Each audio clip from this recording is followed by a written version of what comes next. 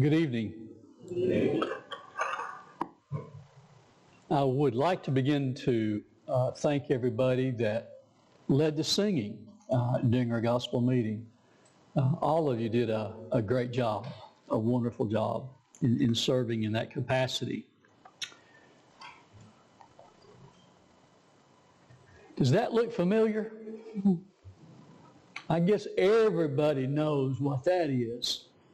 From the smallest to the oldest, youngest to the oldest. Sometimes we have to take drastic measures to avoid temptations in our lives. Now, one person that this place was a great temptation to was Brenda Boyette. When Jerry and Brenda were going down the road and Brenda would see the sign on for hot donuts, guess where Brenda wanted to go all the time? So in order to avoid that temptation, she would, or had Jerry drive completely out of the way from Krispy Kreme. I think Jerry just drove in front of the Krispy Kreme donuts to get one himself and get Brenda to holler. But to break a habit, sometimes we have to completely avoid the path that we find the temptation on. That's something that all of us need to do. And that's something we're going to learn from our passage tonight as we turn to our thoughts on Samson. At times I believe that Samson doesn't use this thing that's sitting between his two shoulders. I do not believe that he thinks at times. But we're the same way. We're the same way. I want to ask a question. How can we be faithful or remain faithful when we are tempted? Or what can we do to avoid temptation to the best of our ability? We aren't going to avoid it altogether. We're human beings. We're man. We're flesh. We're going to be tempted. We're going to have desires. But how can we curtail those desires?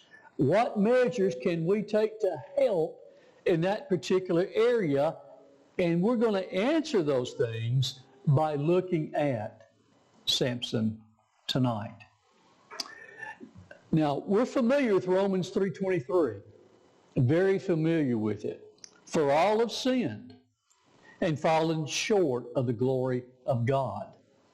Paul states that every one of us, all men and women, have sinned.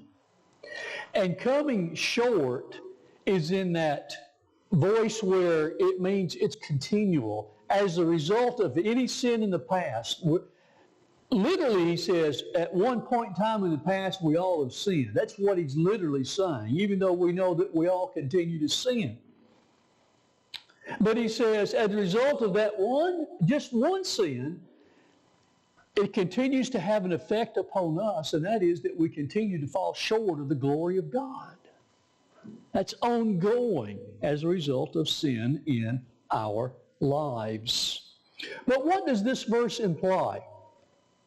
It implies that we have been tempted, doesn't it? No sin without temptation. Think about that. So if all of us have sinned, all of us have been tempted. In James chapter 1, verses 14 and 15, he says, every man is tempted when he is drawn away with his own lust and enticed and so forth. In 1 Corinthians 10:13, it says, there hath no temptation taken you but such as is common to man. It's all very similar. Another translation states in 1 Corinthians 10, but remember that the temptations that come into your life are no different from what others experience. The temptations that you have are the same temptations that I have in my life. What events took place in Joshua 16 as we look at this particular lesson? The first thing we see is that he travels to Gaza. He travels to Gaza. And I want you to see where this particular place is located on our map. It's right here. And if you look at these cities, Gaza, Ashkelon, Ashdod, Ekron, and Gath, those are the 5 prominent cities of Philistia at that particular time. In fact, many people, scholars, believe that Gaza was the largest of all of these major cities that's located in Gaza. Now, I found something to be very interesting, and that is, do you know what that word means, Gaza? It means strong. It means strong. You think about who's come down to Gaza. A man that is very strong. A man that is full of strength. Play on words? I don't know. A coincidence? I don't know. But we have a city that is known for its strength, and then we have a man that is full of strength that comes down to the city. I don't believe it's just coincidence here. If you'll notice, it's about 15 miles southwest of Ashkelon, about 2 miles from the Mediterranean Sea. It did not really have a seaport for the city, although there was a tiny seaport there located on the sea. Now, I want you to remember one thing. At this particular time in our narrative, Samson rules the people for about 20 years. Personally, I think at this particular time that when he goes down to Gaza, it is towards the end of those 20 years, the latter part of those 20 years. This particular city is known for its wickedness. It is known for its idolatry. It did have a trade route that went through this particular city, connecting Egypt with Mesopotamia. And so you can think of all the sinful things that would be taking place there. You got the sea very close where sailors would be coming in. You got this trade route where all the merchant men would be traveling through the city and staying for a period of time. You can think of the robbery. You can think of the murders. You can think of the bars. You can think of deception. You can think of the gambling that would have took place with all of these other things. You can think of the prostitutes that were there, and the list goes on and on. Do you think that this city is a place for a man of God to go? Think about that. Do you think that this is a place for him just to go gradually down to and to stay for a period of time? Well, what was the reason for him going to Gaza? Let me just insert something the Bible doesn't tell us. It's not recorded. We really don't know why he went down to this city. Had he come on official business on behalf of Israel? Have no idea. Did he just want to get away from the stress? That's a possibility. Did he want a vacation? Don't know. The text doesn't say. The one thing that we can conclude is that when he goes down to this Philistine city, he's not going to win a popularity contest. He's a judge over Israel. He's an enemy enemy territory. They're ruling over them at this particular time. They would have hated him. And we're going to see that just in a minute or two. Remember, they're a thorn in the flesh to Israel. Was he there to try and to find out what would have been the city's weaknesses, that he could bring an army down and invade the city? Don't know. Did he come into the city in disguise where people wouldn't have recognized him?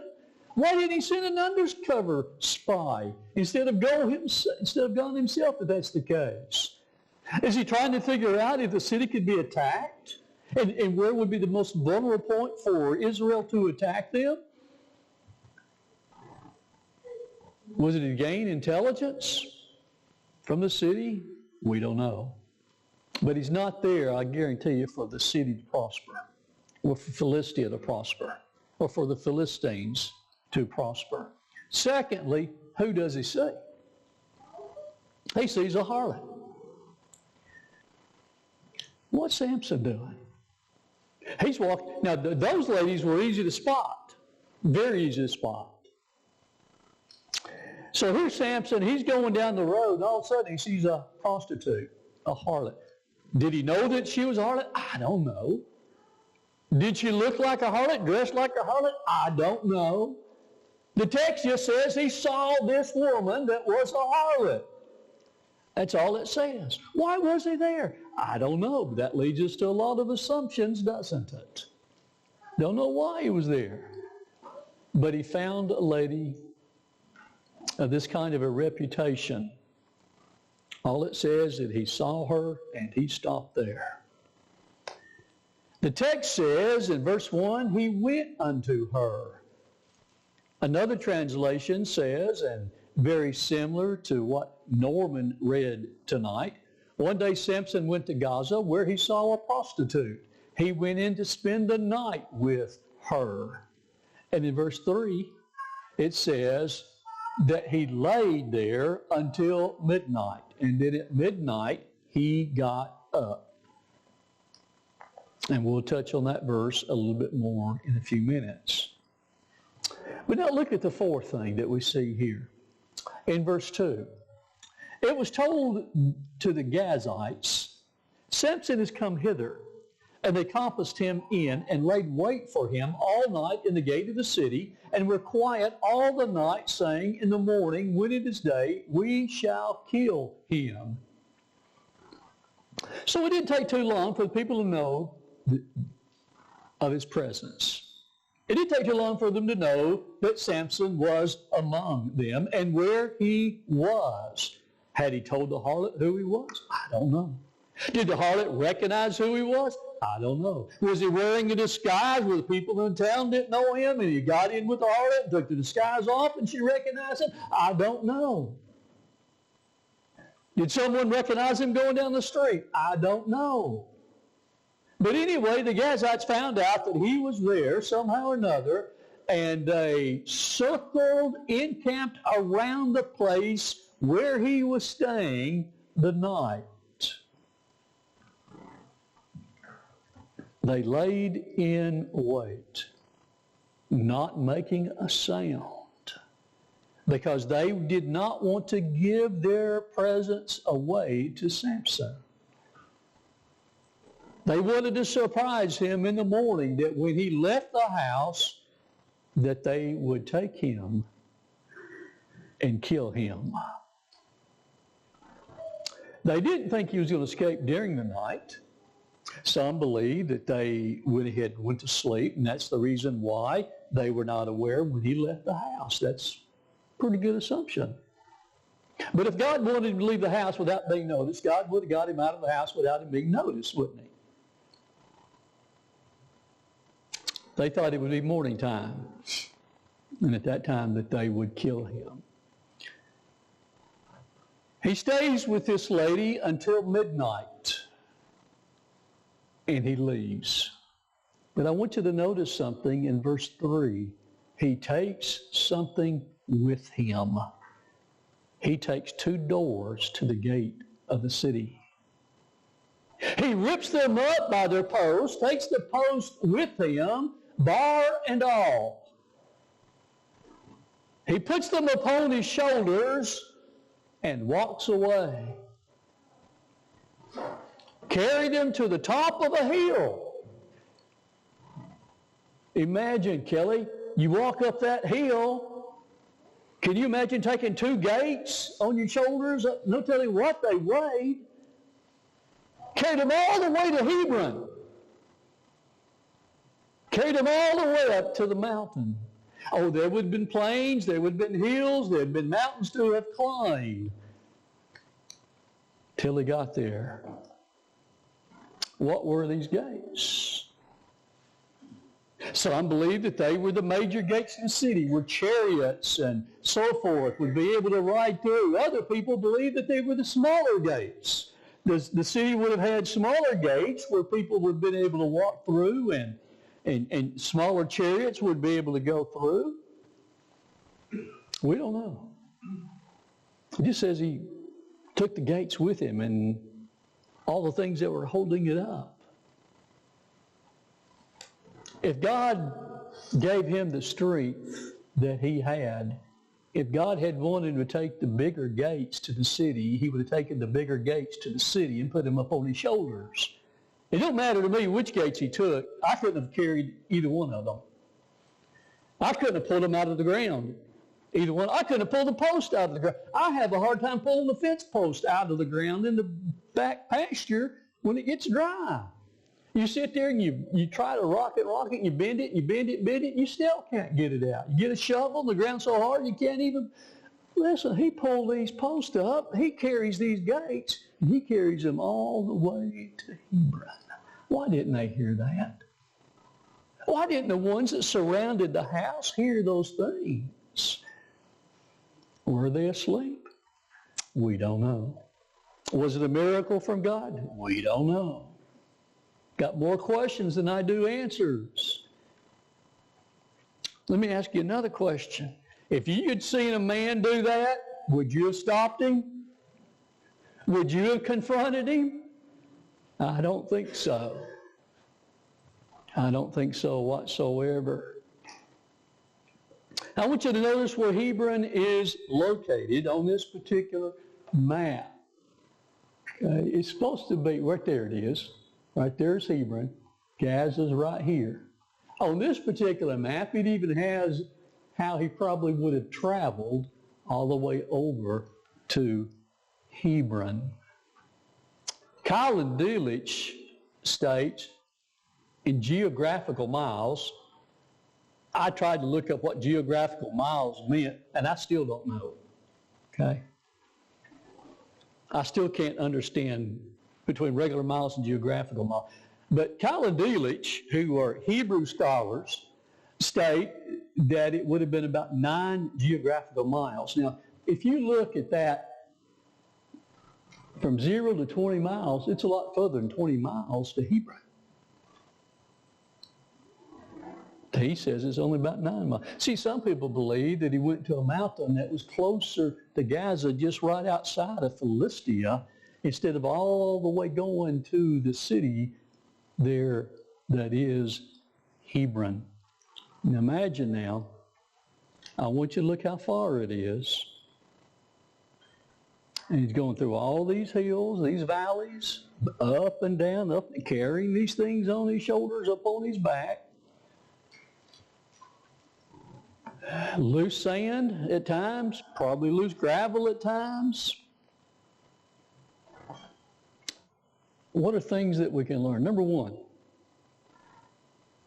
sin will take you further than expected. Now I want you to notice where he's located. Remember on the map, over there on the west side of Philistia, close to the sea. He travels all through enemy territory carrying those 2 doors, 2 gates. He's going through enemy territory. No one stops him. No one keeps him from leaving. He just leaves. And there's a familiar saying that states, sin will take you further than you want to go, keep you longer than you want to stay, and cost you more than you want to pay.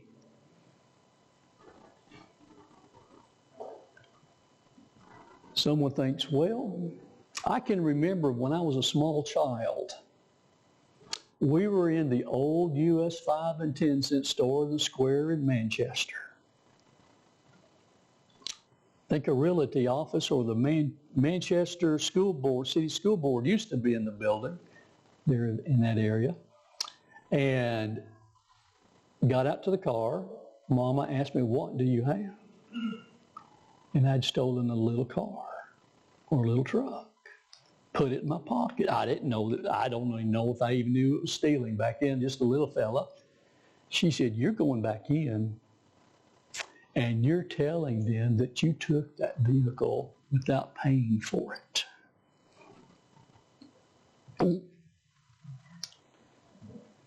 Guess what I did? Sometimes we think that if we just steal a little something, and we little kids steal a little something and get by with it, next time it's going to be a little bit bigger. Next time it's going to be a little bit bigger than that. And next time it's going to be a little bit bigger than that. and the next time you're going to be in the state pen. Just that little sip of alcohol that we want to taste, then we want something stronger. Just that drug we want to take for the first time, and then that same amount of a drug won't satisfy us any longer. We want to get something a little bit bigger, more potent.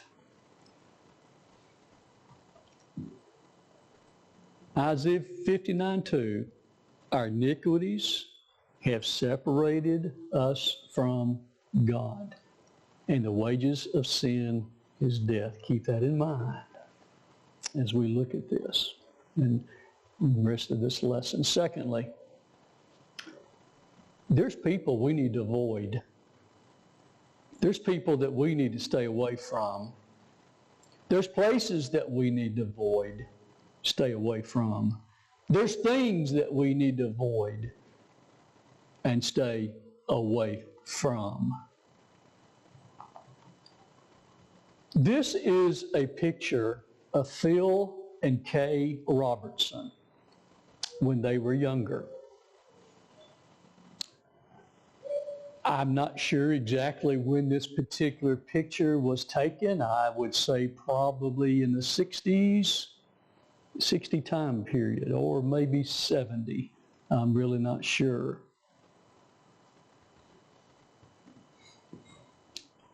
This next picture is a picture of a man by the name of Bill Smith. Bill Smith was one of my instructors in the school there at Watts Ferry Road. He was the young preacher that went into the bar to talk to Phil Robertson when he was a younger man. This is a picture of Bill when he was younger. He's one of the instructors in the school, and he's located right here. And it wasn't too many years before this that he went in that bar to talk to Phil. And we know the story. But there's a story that you don't know. Bill had a son, from what I understand, that was not a Christian. And guess who it was that brought him to Christ? It was Phil Robertson.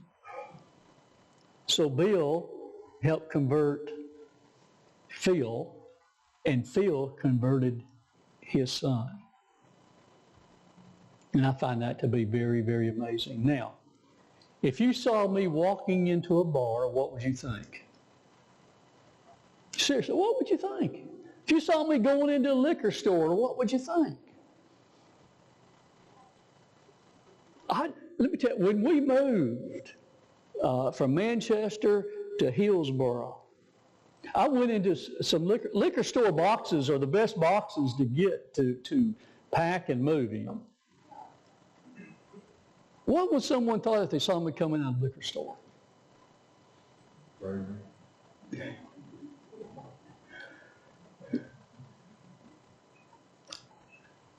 What would you think if you saw me going into a bar?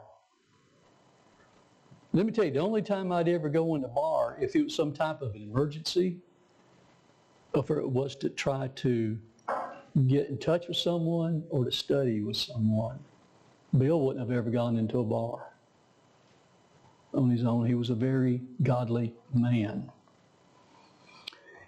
Notice where Samson went. He should have avoided where he went.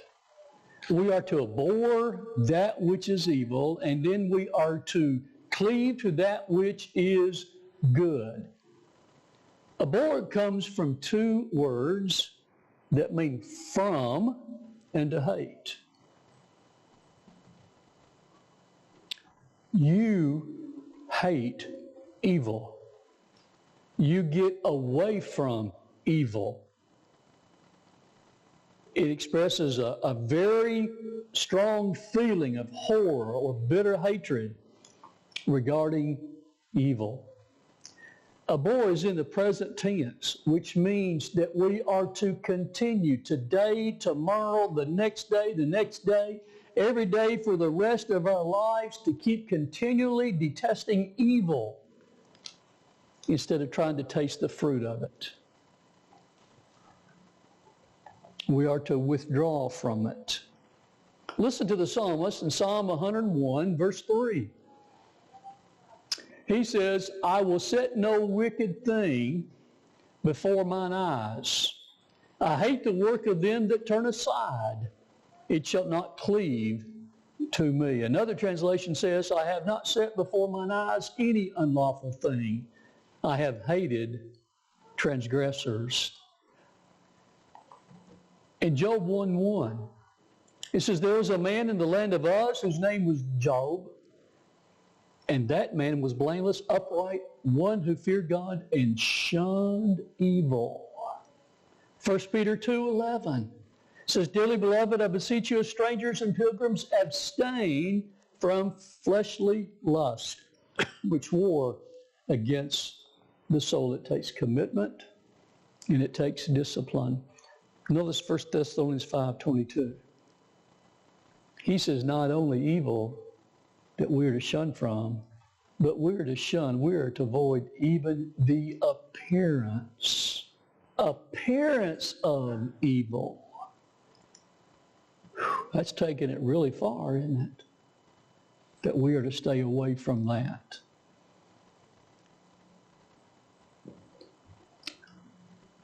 Do you think that I have to worry about my wife playing with a snake? There's no way. If she thought, as she found out about a year ago, when she got one of her plants out of the garage and was dragging it outside, there was a snake that was inside of that plant. If she had known that, she wouldn't have ever touched that plant. She would have hollered, Billy. Wouldn't have to worry about her and a snake. If you had a child that was allergic to peanuts, would you allow him to put peanuts or peanut butter in his mouth to taste it? Would you allow him to play with peanuts? Would you allow him to take his hand and put it down in the peanut jar and squash it between his fingers? Would you allow him to taste peanut butter cookies? Of course not. We wouldn't allow a child to do that.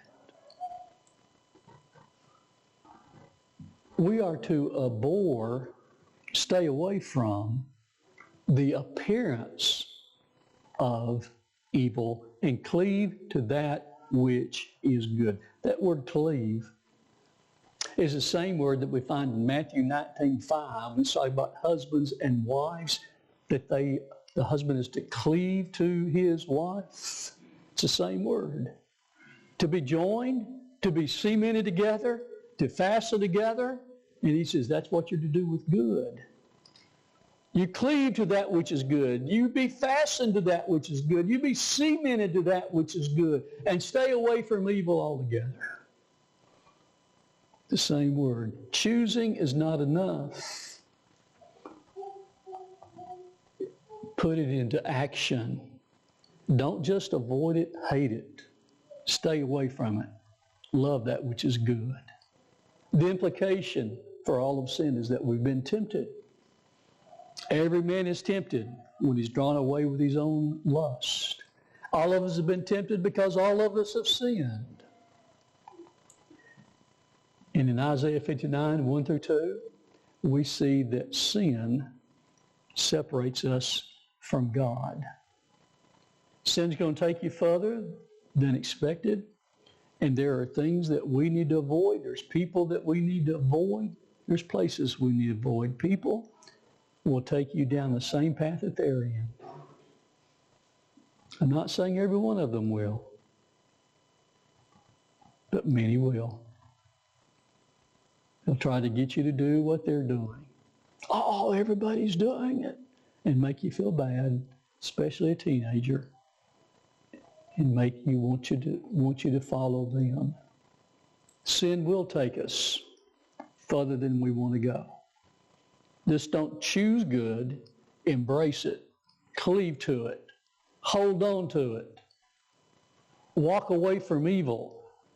Don't even be around it. Stay away from the appearance of evil. Paul's saying not to just avoid it, not just to hate it, not just to choose good, not just to embrace the good, but to love the good. Love it. Cleave to it. How are we doing? Are there places that we have gone where we shouldn't have gone? Are there people that we have associated with that we shouldn't associate with, fellowship with?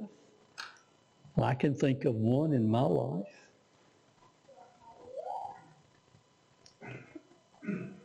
Are there things that we're doing that would be a detriment to our character, our Christian character? I can only answer for myself. You can only answer for yourself. What's your answer? As we stand and sing.